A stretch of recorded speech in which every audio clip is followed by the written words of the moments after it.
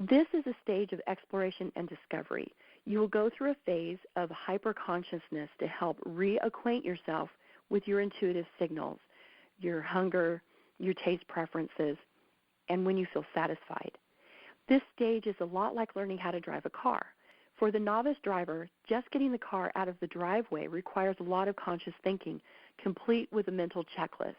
Put the key in the ignition, make sure the gear is in park or neutral, put on my seat belt, turn on the engine, check the rearview mirror, remove the handbrake, and so forth.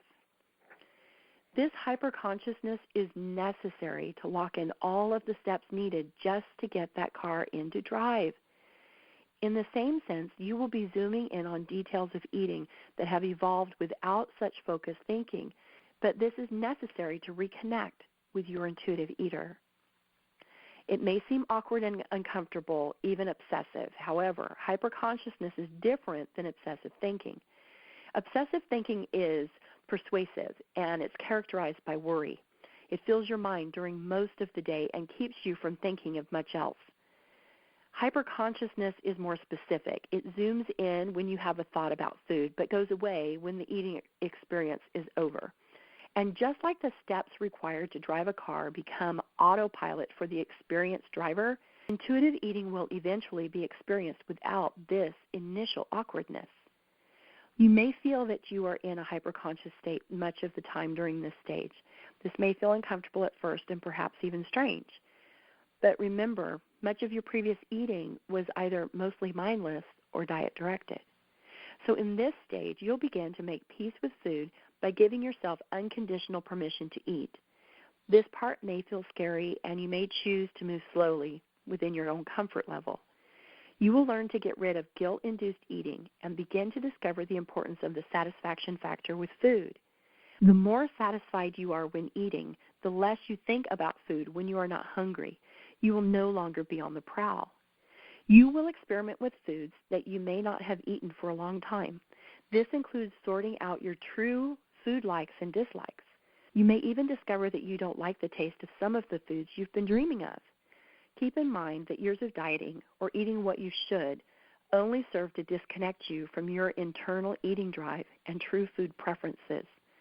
You will learn to honor your hunger and recognize your body signals that indicate the many degrees of hunger. You will learn to separate these biological signals from the emotional signals that might also trigger eating.